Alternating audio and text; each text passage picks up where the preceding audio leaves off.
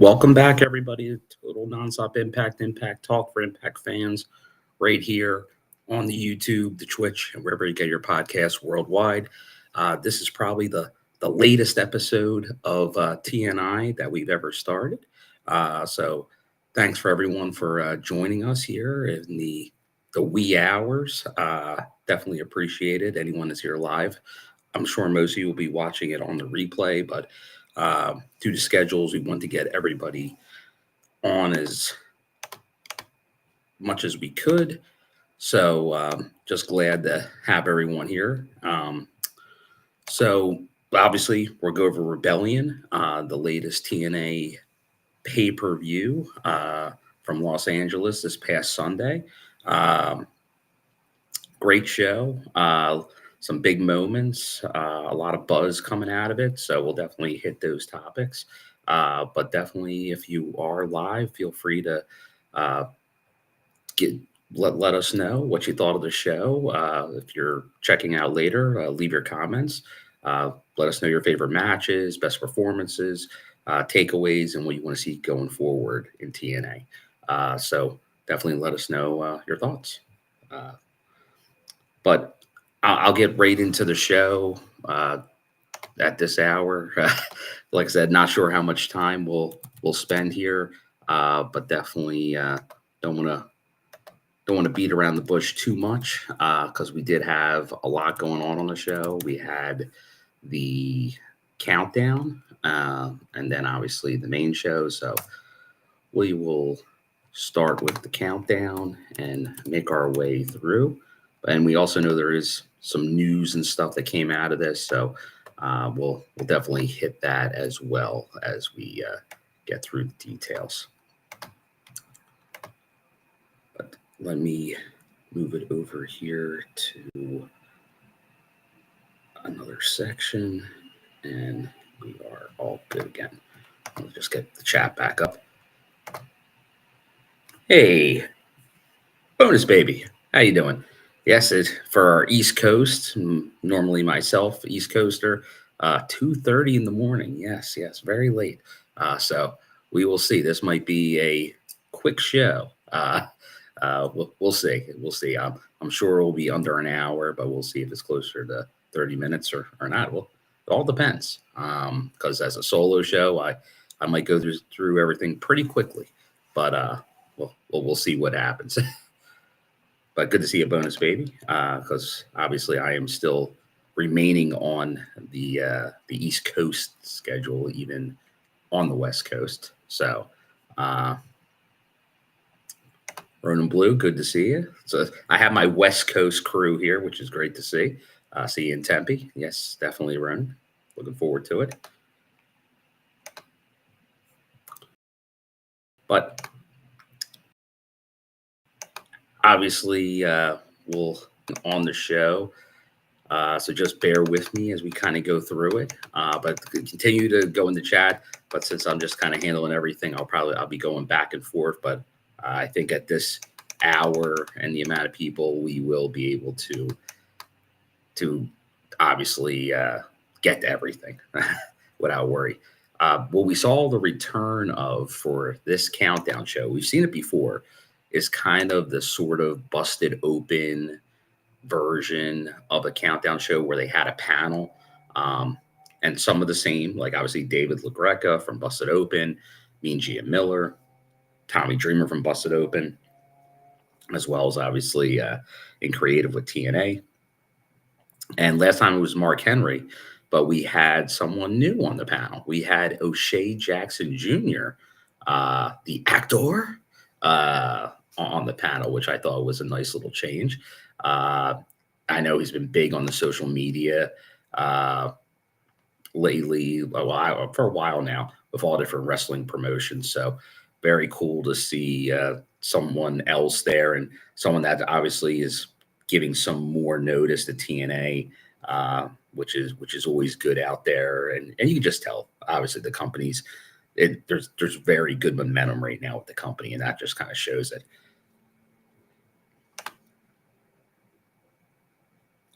Correct, bonus baby. Yes, I am. I'm out in Irvine. I was actually somehow without even knowing it, I found a wrestling show tonight. That's why the original plan was to go on a little earlier tonight with Jay, but Jay was actually under the weather. And then I actually yesterday, last minute, found a show tonight. Um, Championship Wrestling from Hollywood, I guess, does a monthly show in Irvine. So it happened to be tonight. So since I was already here, I squeezed in another show. So, and there were some past TNA folks there for sure. Kenny King, former two-time X Division champion, went against Scorpio Sky in a good match.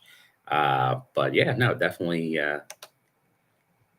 very cool. So yes, and Boda's baby Ice Cube Jr. That is correct. O'Shea Jackson.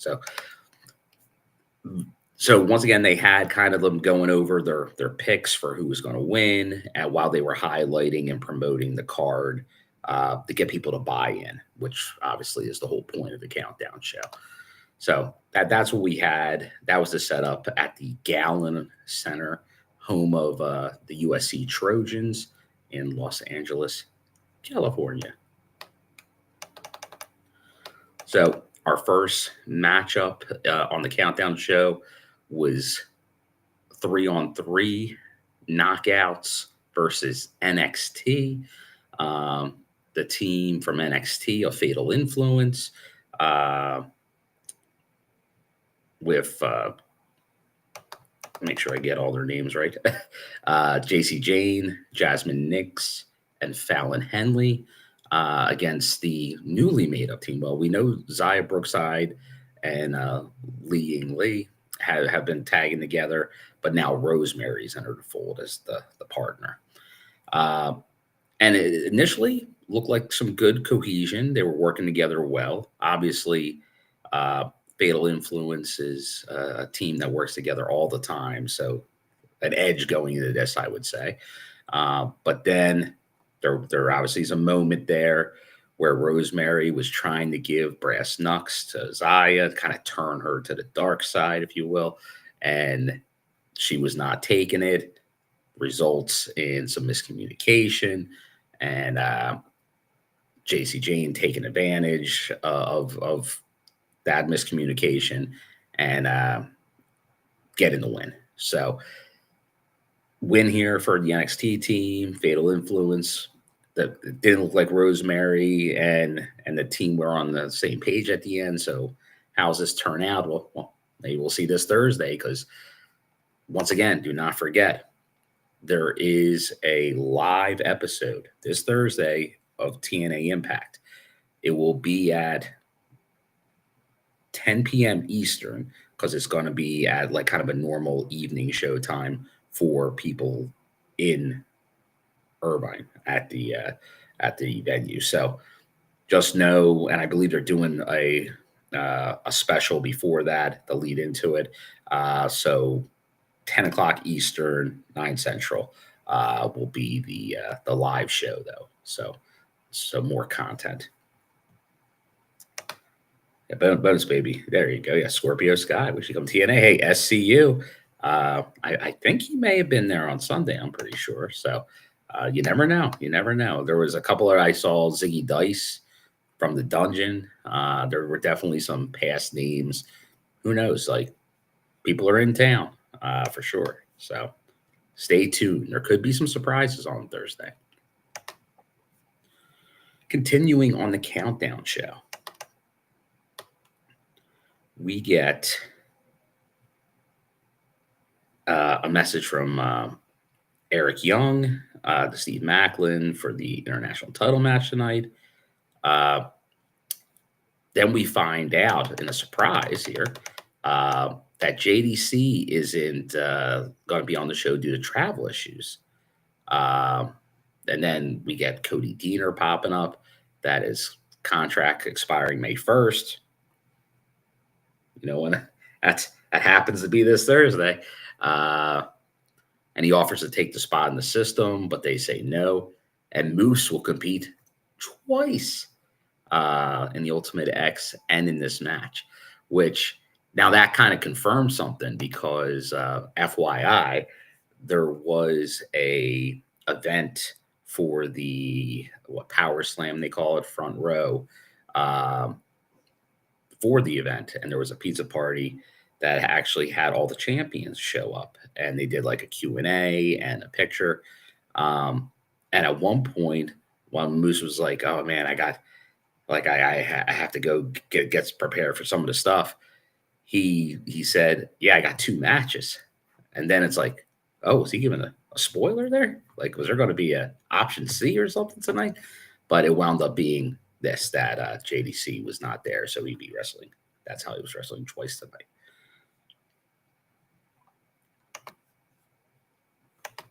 So now we get the Walk with Elijah challenge, the open challenge, because in TNA we walk this way. So interesting. Here, this I can kind of go into something else now, because somebody else that was on this show tonight also was the person that showed up in this challenge, and that was Haste showed up.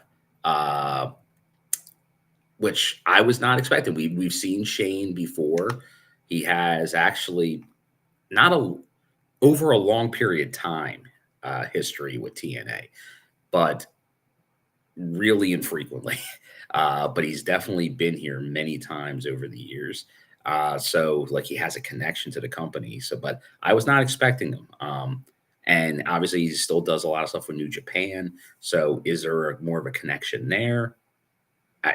Maybe that could definitely be the case, but it is something to keep an eye on. But him, along with Bad Dude Tito and Latino Meat, they were in action at the show I was at tonight. So he's definitely still in town. So it would not shock me if we saw TMDK or at least Shane himself just show up. So we'll see. There is something there, but he was the opponent, and I did not. I think on Thursday I pretty much, and I'm still sticking to. I think he'll show up at some point, but it wasn't here on the Countdown show. I still think Jinder Mahal, the formerly known as Jinder Mahal, makes too much sense for TNA to bring on board. So I think he will show up at some point, but he did not show up here. But Haste did. Let us know your thoughts on that. Would you like to see Haste or his tag team from, if you're familiar with them, from New Japan? They have made some, like I said, over the last couple of years, appearances at TNA, the TMDK team.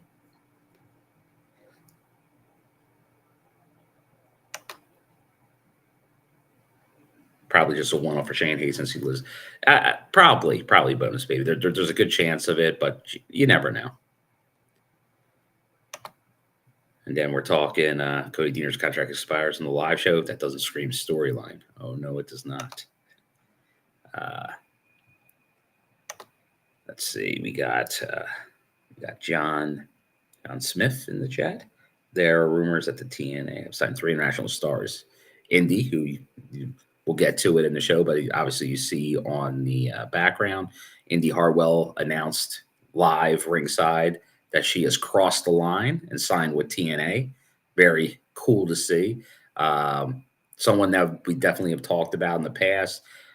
So that was one of the better known free agents that could enter the Knockouts division. So that's great to see. But yeah, other international, and I see our good friend Gary here saying Subculture. It is interesting because I guess they did confirm somewhere that they were doing their first show in the States in forever. Because you got to remember, when they were here, they never played the US because of the visa issues. It was always Canada when they were doing a lot of Canada dates. So it sounds like that may have been figured out. If that's the case, obviously with Dani still a big part of the roster, and obviously Mark Andrews has a long history in TNA.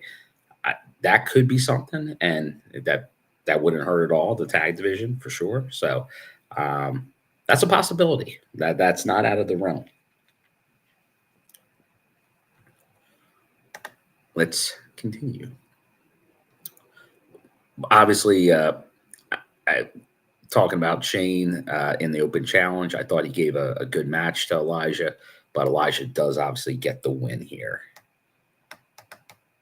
And then as we're kind of getting early into the show, I know a lot of people kind of said, like, let us know how you thought everything looked, the crowd, and we'll get into some of the stuff with that as we go on.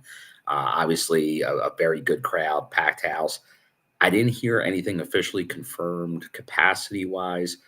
Pretty much what I was hearing from people was over 4,000 and under 5,000. So you can kind of take that in the middle, roughly 4,500. I don't. My guess is probably by the end of the show, day after, they probably had more of an exact amount. I'll probably find that out maybe Thursday or Friday. But I would say it's safe to say probably around 4,500. And I thought it was very well lit, good looking venue. So yeah, I know a lot of people were kind of asking about the entrance ramp that I had posted the photo of for Rebellion, and they're well, not for Rebellion, for Unbreakable, and it wasn't there for Rebellion. So I think you will see it again. The way I think that it sounds like it's going to be used, it's going to be used obviously for to use like TNA and things like that. But I think you're going to see advertising potential there, and I think that's when you'll possibly see it obviously more. So something to keep an eye out on. I think you will see it return. It just is not going to be in the rotation until, once again, this is all about getting that momentum, getting more eyes on the product, getting more distribution, i.e., TV deal. So I think with that, you'll see you're going to see some of these dips into using different methods and ways to get things going. So there you go. Yes, and we will definitely be talking about that. I know Gary's kind of already hinting at it. Pretty much the talk of the wrestling world, it feels like, is the Leon Slater move in the Ultimate X. And we're about to get there because the Ultimate X did kick off the show, obviously. So we'll be getting there shortly, and then we'll get all into that with everybody. So, but start getting your thoughts there in the chat right now, because I know that's the one that everybody's talking about. So obviously, before we get to that, we do get a message from Frankie Kazarian, obviously the local boy, talking about this so-called king, that he's going to win the world title tonight. But now well, first we get the national anthem, very well done. But then it is starting off the Ultimate X, and a unique mix, to say the least, because we've gone over the Ultimate X many times on the TNI show, but there is a setup and a format usually to how it is. Like you're going to have, like we always like to say, you got to have your one big person in there who's your base. And that's where a lot of people can work off of that. And in this match, you obviously had Moose, but then you had Matt Cardona, so two bigger guys. And how would that do it? Like, it seemed like Matt would have to be the base because he's not that aerial at all. Moose, who's obviously they're highlighting, is afraid of heights, but does do some kind of wild stuff from here and there. So, but then you obviously had Leon Slater, you have Vikingo, Casey Navarro, Sidney Akeem. So a lot of guys aerial forte. So an interesting mix, no doubt. Obviously, you had Lash with Moose ringside, and she plays a major part in this match, as well as AJ Francis coming out with KC, who was actually on commentary, I believe. But then obviously he gets involved as well. So reasons for these people being there for sure. There was no reason for the people that were outside the ring as well. But obviously a lot of spots in this match.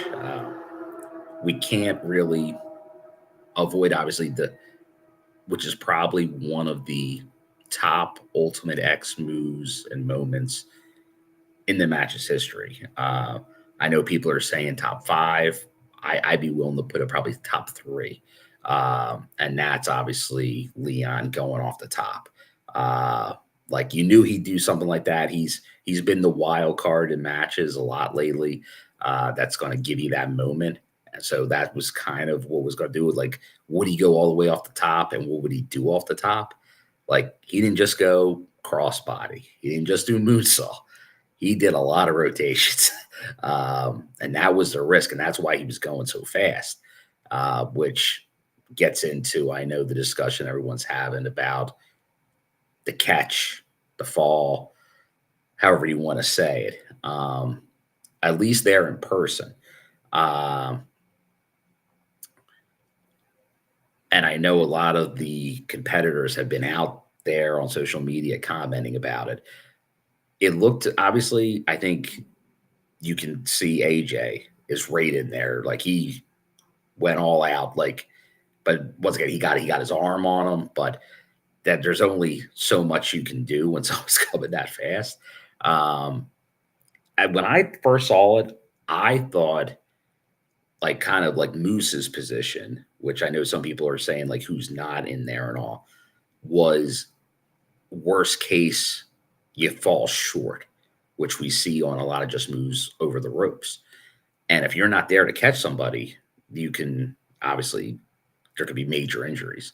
And for a move like that, it's like, oh, if somehow you don't get where you're supposed to go and you wind up going a little shorter, someone could be there to help you, is what I kind of thought. But once again, when someone's coming that fast, it's a split-second reaction. It can be tough. Like I know, like Sydney, he was trying to do something there. Casey, like, well, you're not going to do much in that situation. Like you were putting a lot of onus on AJ, who wasn't even in the match, to get involved there, along with probably Moose and Cardona. And I know Cardona, with just kind of, he was whiffed on it. He was just out of commission on that one. So I if those two could have got more in there, maybe. But luckily, and that's kind of the crazy thing, maybe that little piece he got of AJ and some of the other guys was just enough of the slow down the momentum where he bounced right back up and seems to be totally fine. He's got a match this Thursday on Impact. So it seems like in the end, everything's good. And I know Leon's already making shirts of the moment. So, and it's gotten them a lot of buzz. Even the ones that want to be negative, you know what they always say, publicity. Even if it's negative, it's good. And it's still a minority that's negative with it. So I think you can definitely look at this as a positive. Bonus baby, someone else can confirm from, because I didn't get a chance yet to watch it back, but it looked like he was on commentary. Like obviously he came out with first class for the entrance. Money. And then he like he does a lot. He'll put on the old headphones, get behind there, let Tom and Matt know what's what and why everything's first class. So I believe that's what happened. Then he obviously got himself involved.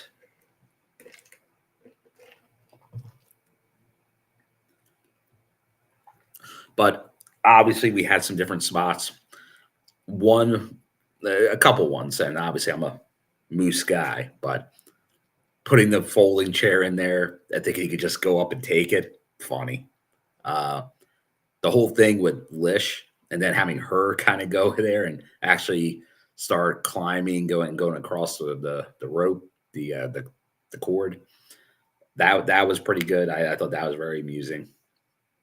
I thought Lish did a good job in this. Vikingo with the destroyer on the apron, like that was obviously his signature spot in this match.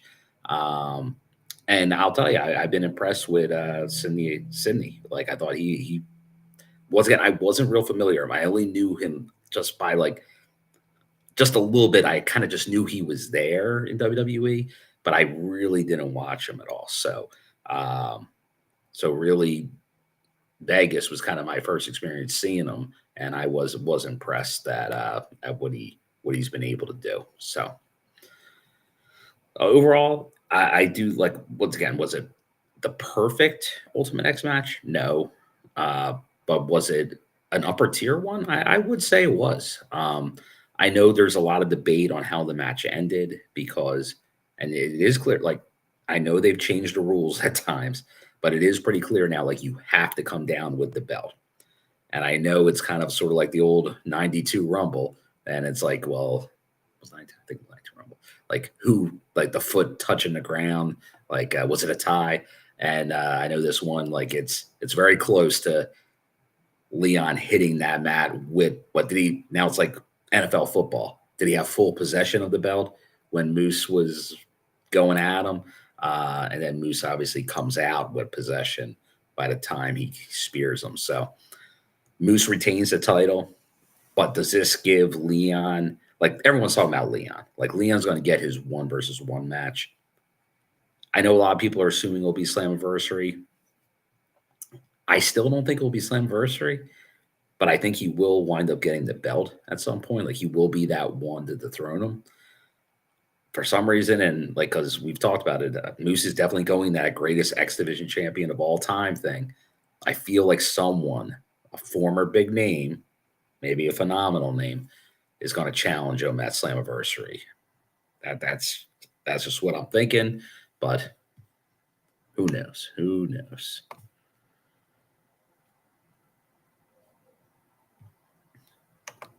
And even if you're not a fan, we appreciate your support here, supporting the show. So we thank you. Let's move on. That was our opener on the main show. Let's get to, well, we get backstage to hear what Moose is saying about winning already. So pretty much what we're just saying, greatest champion of all time. We get the Knockouts World Tag Team Championship match. And now this is an interesting one because it's 4 teams, 2 from TNA and 2 from NXT. So I think a lot of people had the odds of NXT being the first to hold belts in the other company, like take them to NXT. I think we thought that was a real possibility here, but it did not happen. It did not happen. So you had obviously the champions, Elegance, Ash and Heather, and then obviously from TNA, Spitfire, the former champions, going against the NXT teams of Lash Legend and Jakara Jackson, and the team of Gigi Dolin and Tatum Paxley. This one, I've been impressed. We've seen a lot of these NXT teams over since this relationship kind of started with TNA, and they've been impressive for sure. And I really did think one of them could take it from our team, and I'm a big Elegance fan, but they were able to win this match.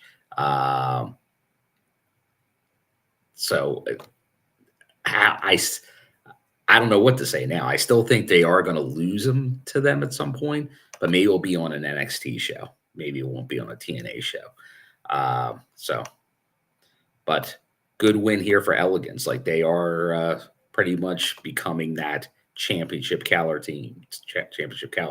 So they're doing a good job, and they even have merch now. Maybe the most surprising news, a ton of new T-shirts at the merch stand at Rebellion. Maybe upwards of 6 new shirts, which is not normally what you see at the merch stand. And Gary, I definitely want to highlight, because the reason they did win, and this was a Explosion and Impact storyline, but one of the other recent signings in the Knockouts division, Maggie Lee, gets involved and helps secure the victory for Elegance. And we knew Ash was not a fan of this, pretty much not including her in kind of this audition process for Maggie. But now it does seem like Maggie will become part of Elegance. So let us know your thoughts on that. What do you think of Maggie Lee? Pretty much now that she's officially on the roster, she's going to be part of the Elegance stable, it feels. So I'm sure there'll be some more fallout Thursday on the live Impact.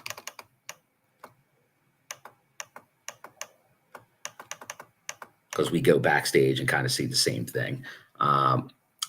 We get the injury report from BioFlex, the new sponsor of TNA. So pretty much everything we were wondering about. Joe Hendry with the shoulder cleared, good to go. Zach Wentz, ribs cleared, good to go.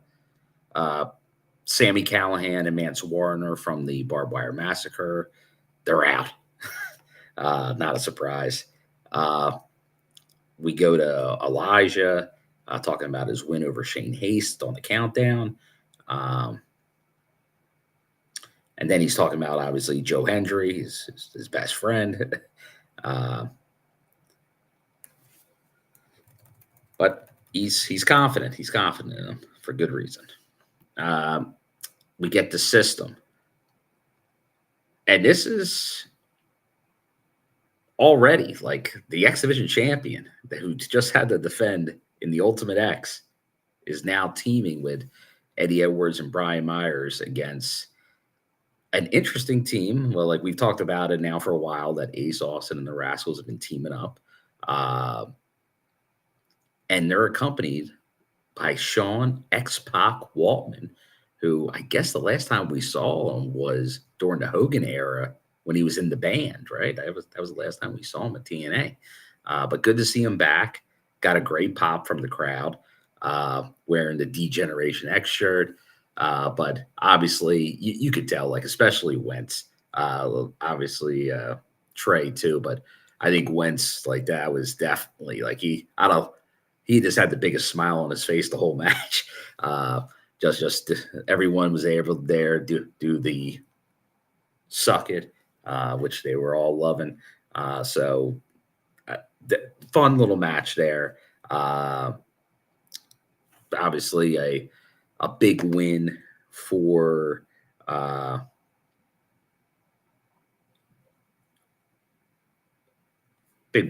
those guys.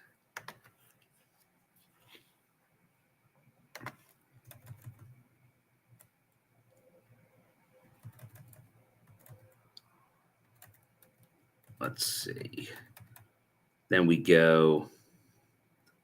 And then that was the thing. They were kind of getting all of like the instant feedback, which was good from everybody in these matches. We get Steve Maclin just looking very focused going into that title match with EY. Like, he's not going to let anything stop him. And he didn't. Like, he came out not with the face paint, but wearing the Punisher mask and then destroying it. As he came out with the belt, but then just going after everybody. It was I think obviously he just won the belt. I didn't think he was going to lose it, but it was going to be how did this kind of play out? Was this going to lead in, continue the feud, or was this going to be maybe a way to almost end it and just put it over Maclin? Obviously, a lot of stuff getting involved because if EY hits that pile driver, that pretty much would be end of the match. But he doesn't. A lot of tag-em and bag-ems, and a big win there for Steve Maclin, keeping that international belt. And I think we're going to see a good run from him here, a deserved run.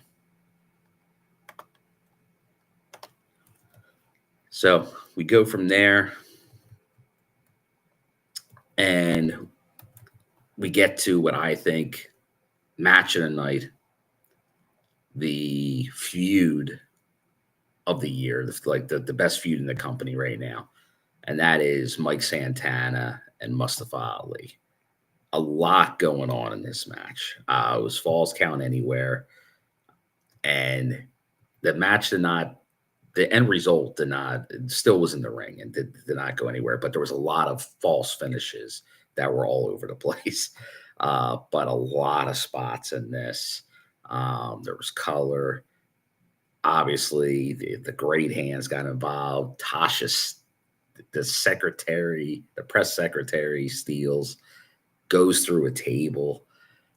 A lot going on here. This pretty much had everything in it. Yeah, you had use of the steel stairs, get brought into the ring, handcuffs of the good hands in there.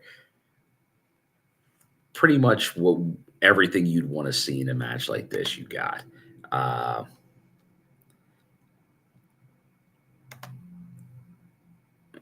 Oh, Gary, JDC has some explaining. You got some explaining to do, JDC.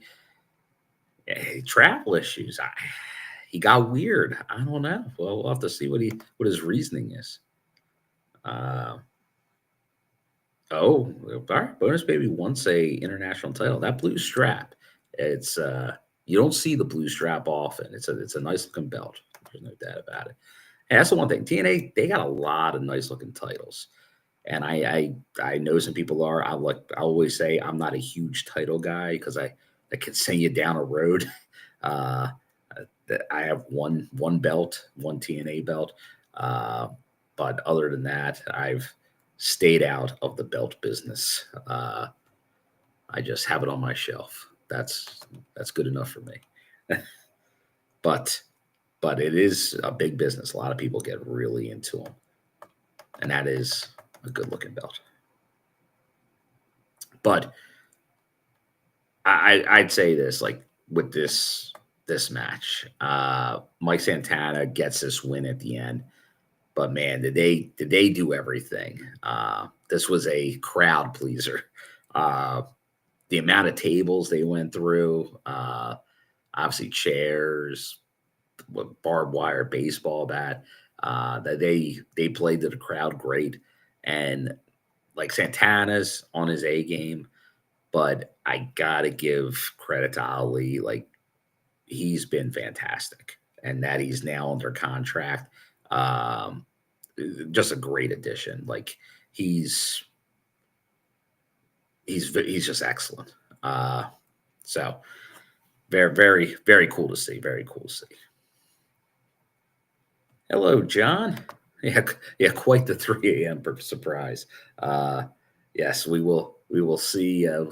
Although we're having a nice conversation as we go through this. We're making our way through the show. I'm glad to see a lot of familiar faces, though, because like I said, like I think we did our marathon, like Twitch type shows, and they went to the wee hours. I remember one time me and Trent went to, I think, like 5 Eastern in the morning after Slammiversary because we were just living on the high of the EC3 return and all that. So, but for a starting of a show, I think this is the latest. The whole thing with the West Coasting has thrown all this stuff out there, the schedule. So definitely wanted to get it up and out there to everyone. Better late than never, because once we get to later today, we get the UK guys, definitely checking them out. But then we have the next show on Thursday. So if it didn't get done now, if I couldn't squeeze it in, it wasn't going to get done. So you got to do what you got to do.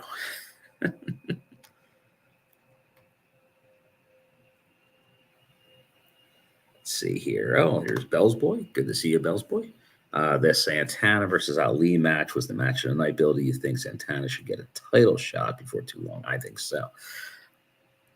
Definitely. I know we've been saying it for a while. We thought it, I think, months ago that he was in line for a title shot this year. It feels like it's going to be a Slammiversary. New York guy. They're playing a huge venue there. Obviously, he's a big face right now. Joe Hendry's a big face. It'd be tough to imagine them two going at it. So maybe he's not going to go straight to the world title yet. Maybe he does something else before then. But it's a good question because it's sneaking up soon. So anniversary will be here before you know it. Yeah, spells right. It's yeah. Right now it is 12:10 a.m. here on the left coast. If you're still in SoCal, and I am still in SoCal. I am I because I flew in LA, went to Rebellion, and then immediately went to the Irvine area after the show on Sunday, and I've stayed out here. But I am continuing to stay on my East Coast time, but it's going to be a struggle today. So I will say as soon as this one ends, I will be out once again. Yes, definitely. Yeah, the Crimson Mask with Santana. It definitely adds to the character. I believe it is Uniondale, UBS Arena, obviously where the Islanders play. You know what, John? You did not miss the conversation. I know our sister show, The Ramblers Unleashed, they were live earlier tonight, and I know they talked a lot about NXT. So definitely check them out on the YouTube. I believe they're just on the YouTube. So if you are watching this, feel free to check that out as well because they'll go into obviously much more detail. Because John, I know you just jumped in here. I was actually at a local show tonight, the Championship Wrestling from Hollywood show that they do monthly out here. So I would, but obviously Joe Hendry was there, and I know they're playing up the angle that ended, which we'll get to, revolving around Trick and the title there. But then they also talked about, I believe, a battle royale that will feature some more TNA talent. So there's definitely some stuff going on there. So I won't get too much more. If you guys want to in the chat discuss it, you're welcome to. I'm not stopping it by any means. And we can touch on anything else if needed. But I will continue. It could be a multi-man match for sure, no doubt.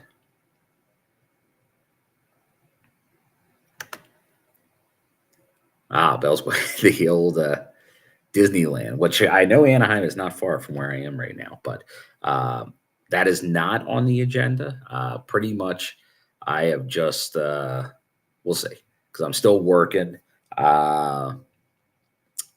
But we'll see. We'll see if I squeeze in anything else. So far, though, I did squeeze in another wrestling show because I am a sicko for this stuff at times. Oh, yeah, it is a late one, Antonio. There's no doubt.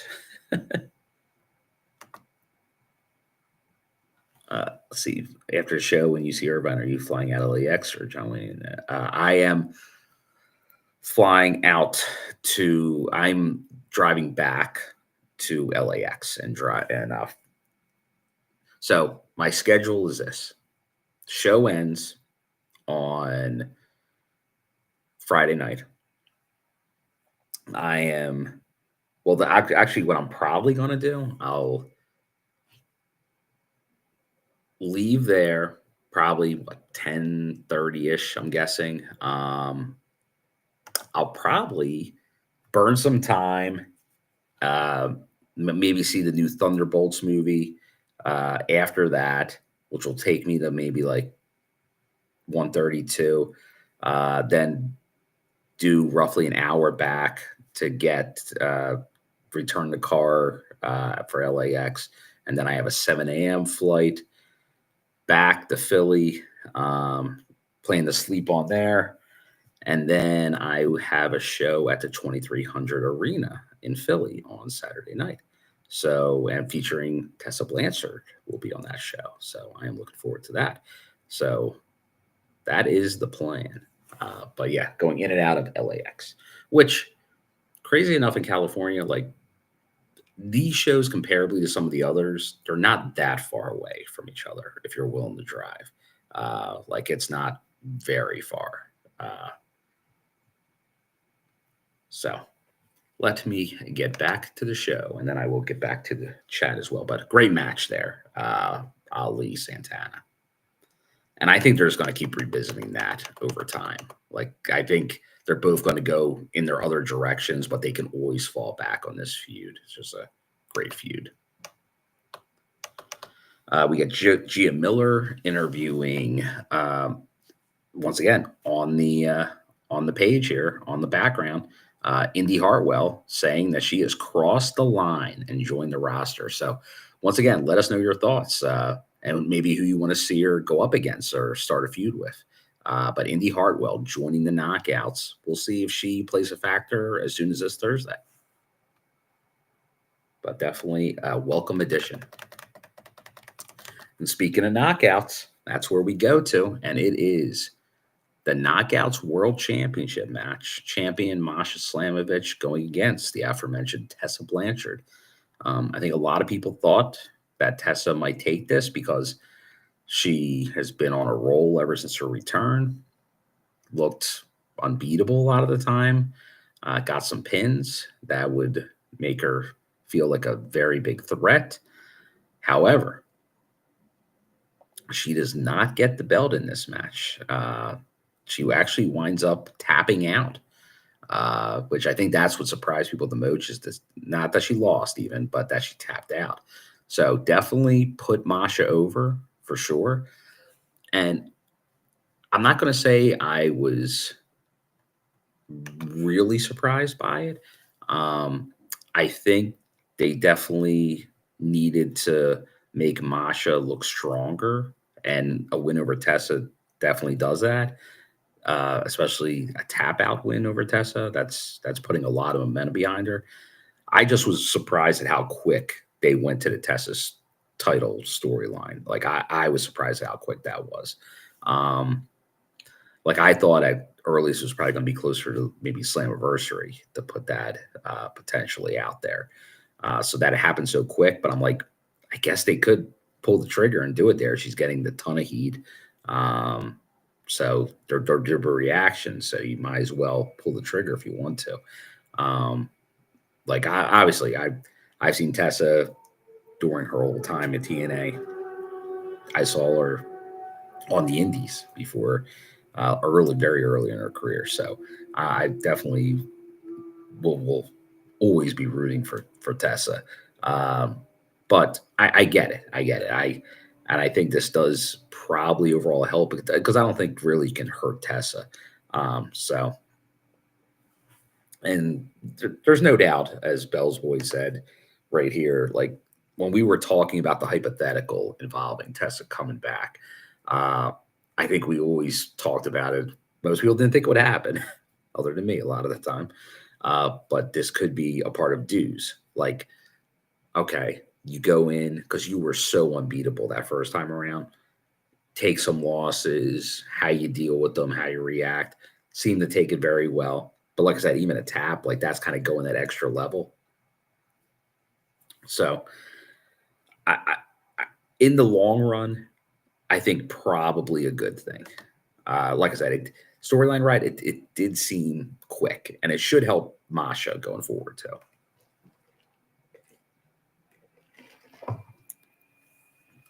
All right. Let's move on, but let us know your thoughts. And I guess if you think this is over for now, or if you think this will keep on going, or do you think now they'll separate Masha and Tessa in other directions before bringing them back together?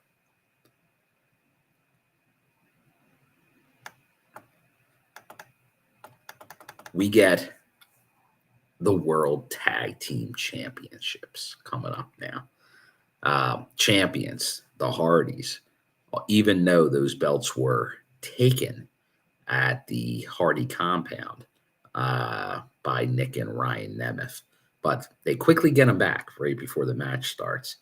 But then we get the match, and maybe the surprise of the night, we get new tag team champions. And there was obviously some stuff going on that wound up happening during this match. That like there was that one time where I know Matt's been talking about online where he was focused on Ryan and messed up a pin attempt that may have been able to end the match. And then obviously there was some shenanigans involved that definitely resulted in Jeff taking that pin. So obviously we have new champions. We saw the Nemeth celebrating in the crowd with everyone. The few people they could align with. But there obviously is also the factor where we already know there's going to be a 6-man match this Thursday, main event. And then they go to Canada, and we knew Jeff wasn't going there. So there was going to be some kind of storyline. You didn't have to lose the titles, but it wasn't going to be a shocker if they did. So this does, like, obviously you have a belt again on Nick Nemeth. Now Ryan, how about this? Ryan is now a champion in TNA. But he's been doing good work. Like he is funny. He is funny, as Bell's boys say, like, hilarious. The whole countdown to his brother returning for sacrifice. Like he's been doing a good job. So the Nemeths get rewarded with this title reign. I don't think it will be long. But we will see. But let us know your thoughts. And I know a lot of people will say the Hardys don't even need a belt. I think they'll get the belts back again at some point. But they are bigger than that. Like they don't need a belt. They are, if not the biggest draw, although seeing it at a lot of these shows, they're the biggest pop. Which is crazy to say something when Joe Hendry at WrestleMania had one of the biggest pops, but yet at Rebellion, it still may have been the Hardys. Just slightly. Like Joe still has a huge pop, but it still was probably the Hardys.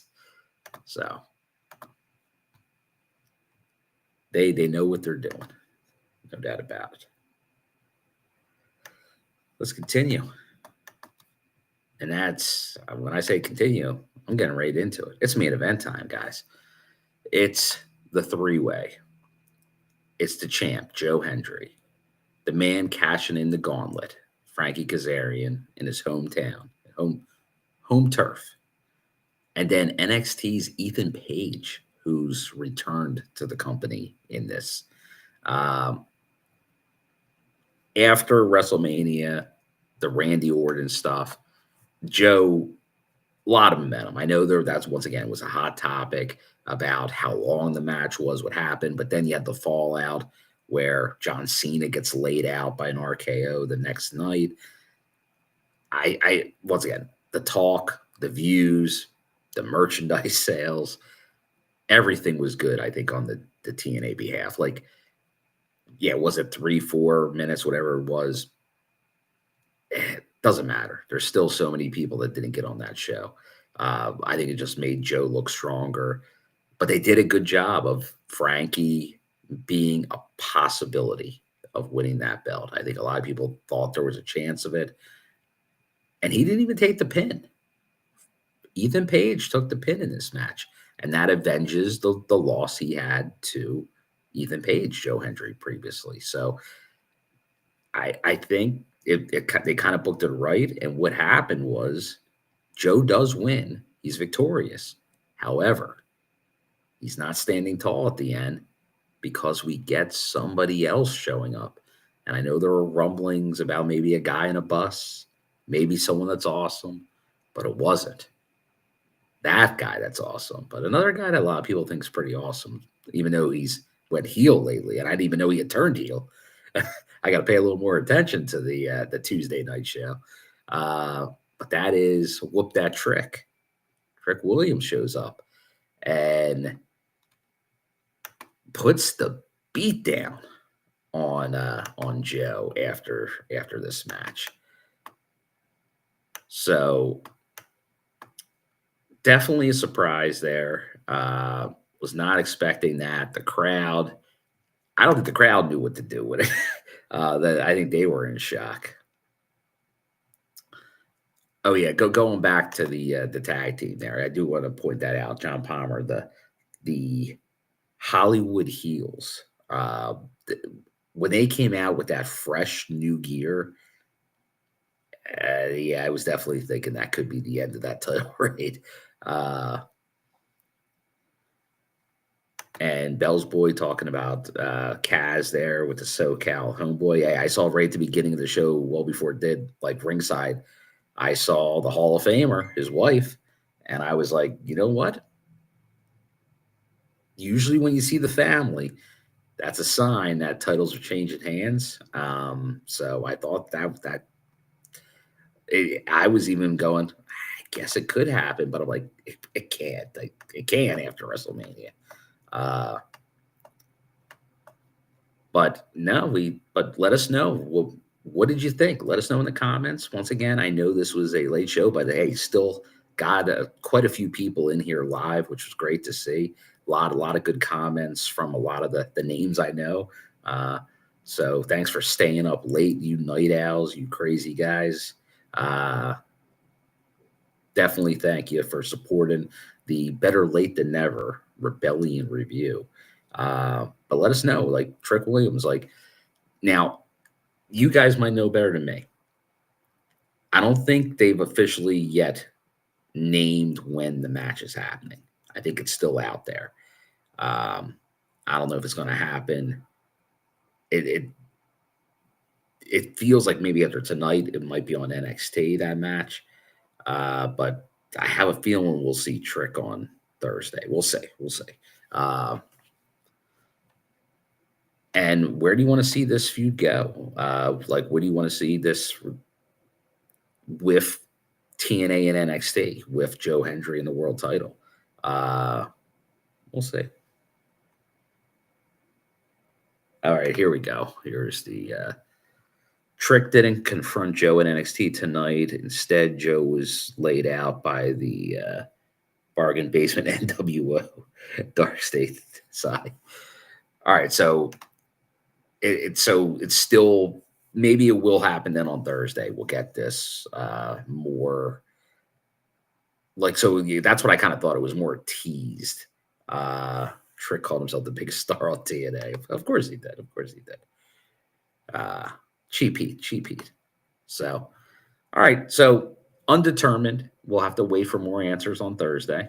But once again, let it look. Give your overall thoughts on the show. I definitely think this was an excellent, I'd say excellent Big Four. But once again, they've been putting out great pay per view, premium live events, plus specials for a long time now.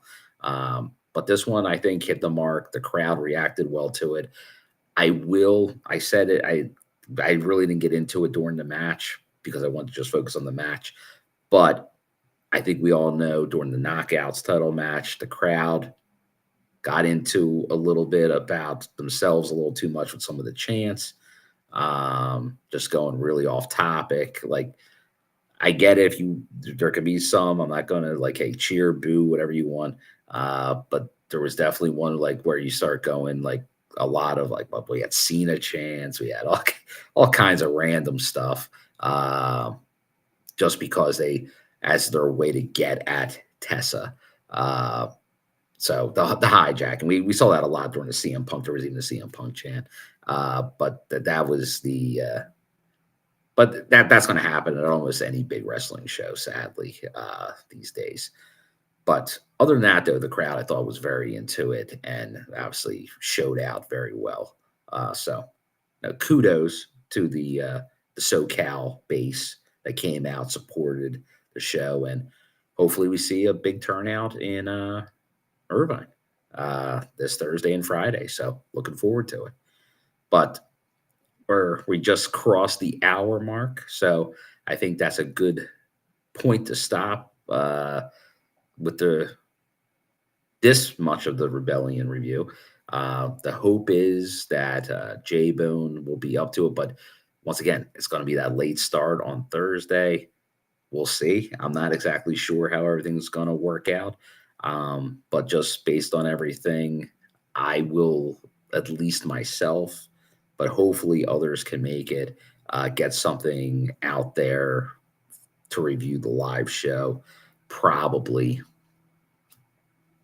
I don't know, maybe an hour or so after it goes off the air, will be the plan. So hopefully I will see everyone very late or early morning again on Thursday and the Friday to talk about the live Impact. But this was the Rebellion review. Hopefully we can get some more. Hopefully Jay's, maybe Alicia's opinion on the Rebellion show. Hopefully they all got to see it, get all the details.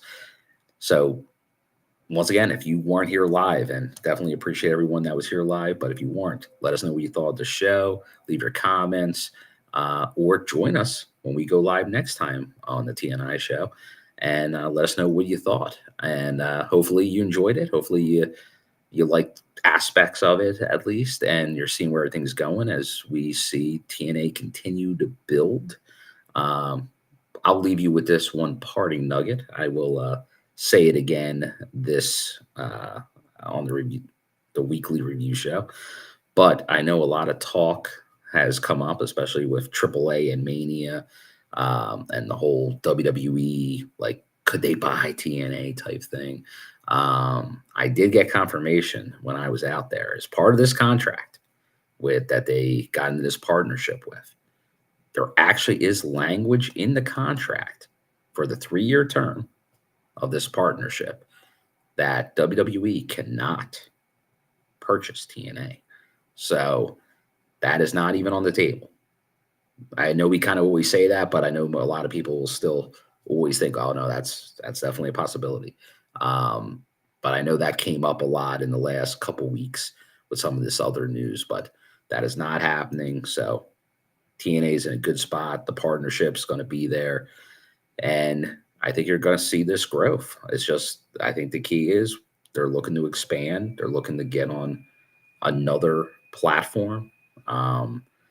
I think it will be most likely TV, but it could be streaming. But I think that's what you're going to see. I have a feeling you're going to hear some kind of announcement by Slammiversary. So once again, Rebellion. That's number 2 of the big 4. So now we're just in full motion into a live show this Thursday and working our way towards Canada, Slammiversary, and it will keep on going. So once again, everybody, thanks for joining us tonight. Don't forget, hit the like button, ring the bell for notifications, follow us. Make sure you know next time, where it could be any time, even real late at night or early morning, that we may go live. So appreciate everyone here, and we will talk to you again real soon. Have a good night. Take care.